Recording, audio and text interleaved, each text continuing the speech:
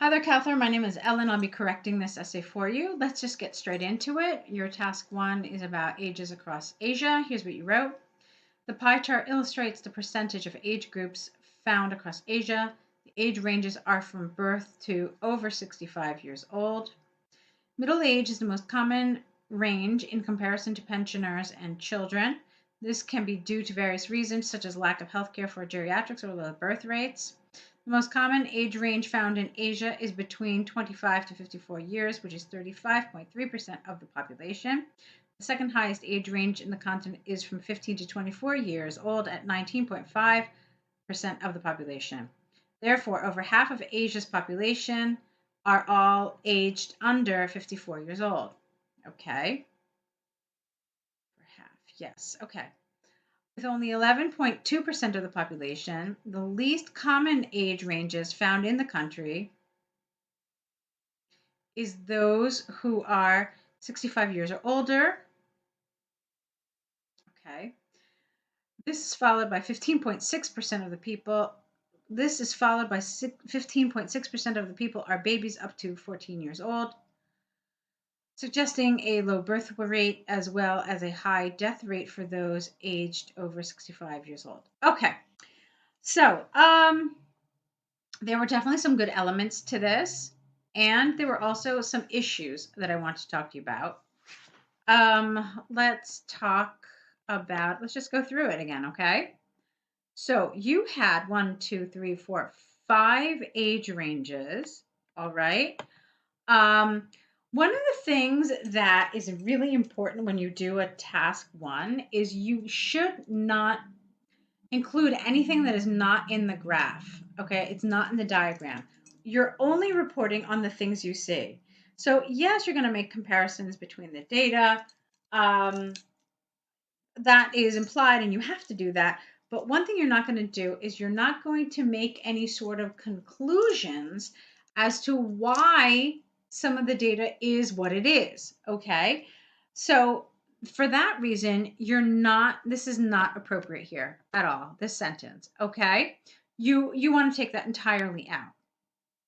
Now, I also, I didn't really care for this expression, middle age. I was kind of thinking to myself, okay, well, what is middle age? Is it like, I don't know, 45 to 60? That's kind of where my head went when I saw that term. But then when you went into the description, you said that the most common age was 25 to 54. And I would hardly say that that's middle age, okay? So I didn't really feel like this expression was entirely accurate.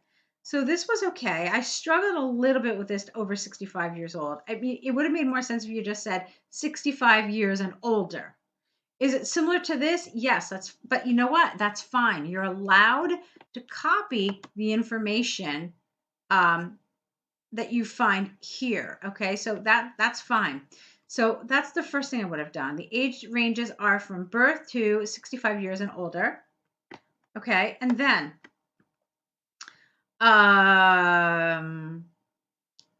adults between 25 and 54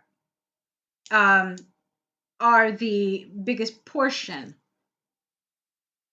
of Asia's population. Okay, and then what you could have said is, instead of this, is you could have said, and those over 65 are the least. All right, so that's how I would have done this. Then I was okay with this sentence. The most common age range found in Asia is between 25 to 55 years old, which is 35.3% of the population.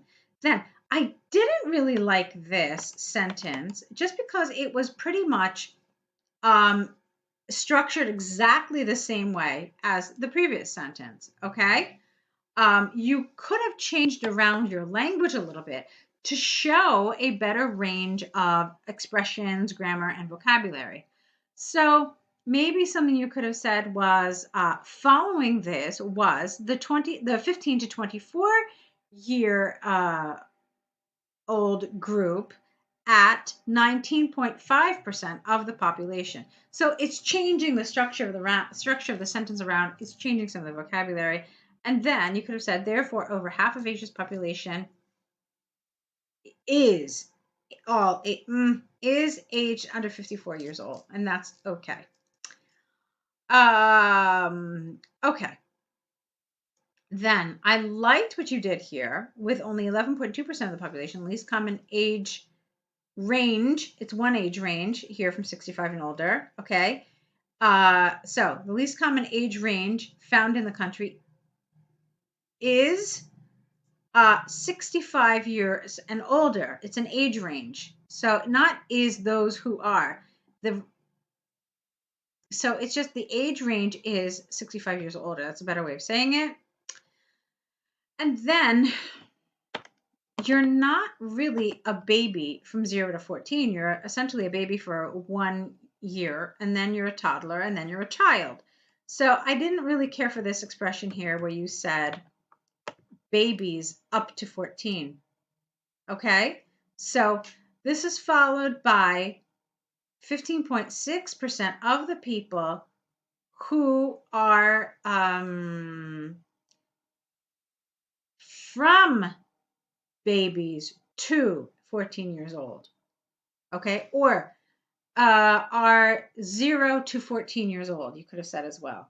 It's okay to say that someone is 0 years old. We understand what it means. It means that the person is an infant.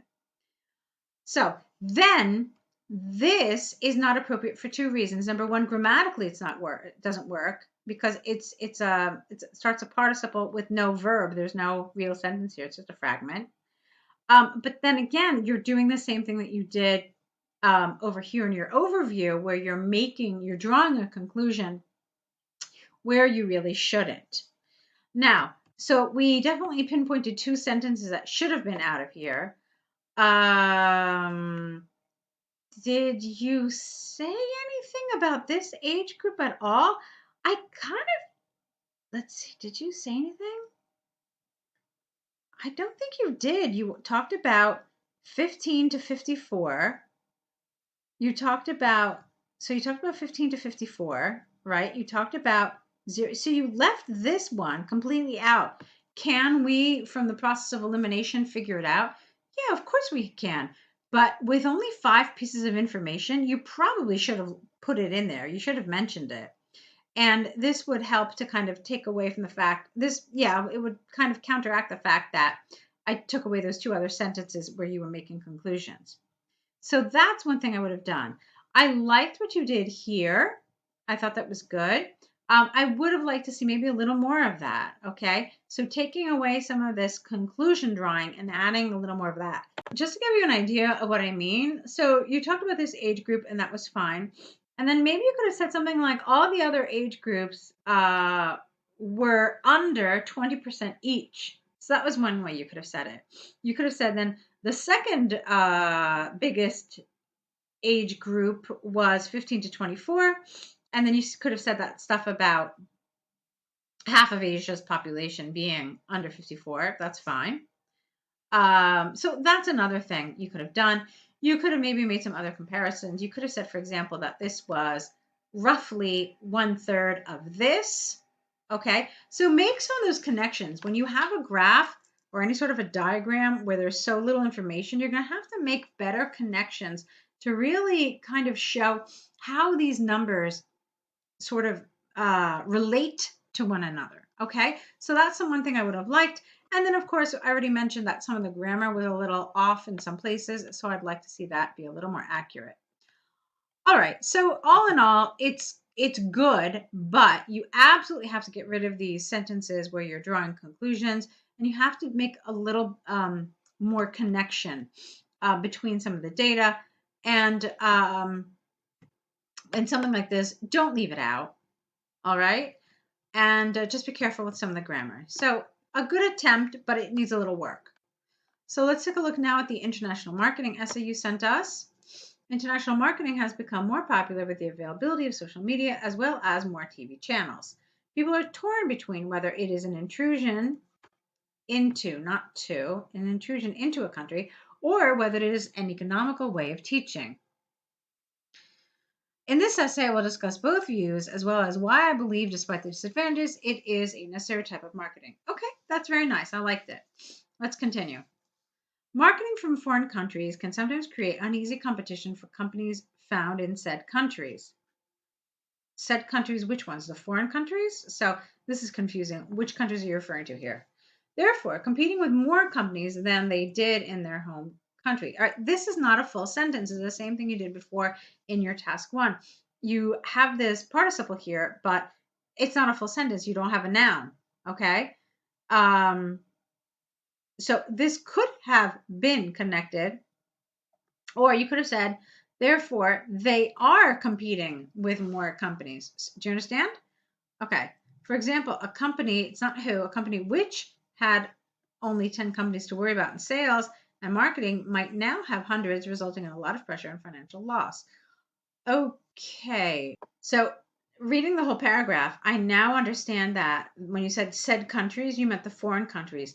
So what you're suggesting, this is what I understood.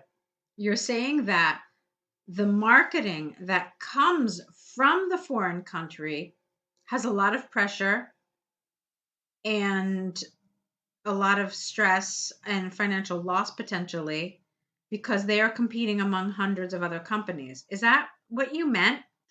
Because that's not what the essay wants you to talk about. They're not concerned with the foreign company that is marketing in another foreign country. They are asking if it's intrusive to the country that is being marketed to. So, for example, if a company from Saudi Arabia is marketing to India, they're concerned with how India is responding to this, not Saudi Arabia or the company from Saudi Arabia. Does that make sense? So maybe I misunderstood what you're saying, but it feels like your focus is incorrect here. Okay, let's see. Whereas increased international marketing can better inform the population economically of new ideas, languages, and cultures. Careful. Ideas, languages, and cultures. Try not to lift language so directly from the task. This provides increased exposure to different things from other countries, as well as a rise in different choices. For instance, someone who thought they only had a choice between two products becomes aware that they have way more options. Avoid this expression, way more. It's very colloquial. It's spoken English, but doesn't really fit in an essay like this. Hence, increased international marketing results in increased exposure. All right. Well, you've caught some of this, but I really thought you needed more development here. Okay. Let's take a look at the next paragraph. In my opinion, although international marketing can be an intrusion into a country's national okay, I believe it is necessary to inform the population of opportunities despite the country it is coming from, giving consumers of all kinds many more options to choose from, as well as informing, giving consumers and informing them of different ways of living in comparison to what they are. Again, this is now the third time you've done this. This is incorrect grammatically. You don't have a subject here, okay? And then here too, this is a fragment. It's not a full sentence. It's just a relative clause without the rest of the sentence, okay? So to summarize, international marketing can be very invasive, but it is important for the economical informing of the people. All right, so the first thing that I want to mention to you is that typically here we recommend using a 4-paragraph structure. So 2 body paragraphs and an introduction and a conclusion. You decide to go with 3. It typically makes more sense to just incorporate your opinion into one of the 2 paragraphs. All right. So that's the first thing, because what ends up happening is a lot of times you end up repeating what you said here in this paragraph. So that's the first thing I want to talk to you about. I saw some issues with your grammar, as we've already pinpointed, that you have a lot of these participle clauses that are not part of a sentence. You have some relative clauses that are also not part of a sentence. So I want you to work on this. Be aware of it, that this is a language mistake that keeps coming up. So just be aware of it so you can avoid it and, make an effort to rectify this in your writing. I did feel like I was a little confused by some of your ideas. So this was a little unclear to me. But I also felt like you didn't really develop the topic very much. I wanted to see more development here. So it's a necessary form of education. It's an economical form. You mentioned economical, but I don't really, I don't know. Did you really cover how it's necessary? All right, I believe it is necessary to inform. But why? Why necessary? Like that's a pretty strong word, isn't it? Why do we absolutely have to have this education from other countries that comes from marketing? All right, and maybe you could have given us some ideas. Maybe you could have supported all of this with examples, with some illustrations, okay, of how this happens, why this happens. I didn't really see any of that, so it felt very underdeveloped. Here you had that one idea. You had someone who thought they only had a choice between two products becomes aware that they have many more. All right, and why is that good? So go a step further and explain it, okay? Let's see. And I know you mentioned here, where was it, about language and culture and ideas. But again, I really didn't feel like, I felt like you just mentioned it, but there wasn't really any specific analysis or development of this. And that's something I wanted to see a little more of. So you're on the right track. You've started off well, but I do think that to get to the score you wrote about in your email, you're going to need to do some more work, okay? Grammar, task achievement, all that needs to be um, kind of lifted to a new level in order to get the score you need. All right. So we would be very happy to help you along that road. So if you would like to continue working with us, take a look at the links that you'll get in your email. It'll show you different opportunities and different ways that we can work together. So I hope you found this feedback helpful. I want to wish you lots of luck, and I hope we get to see more of your writing soon. Best of luck to you.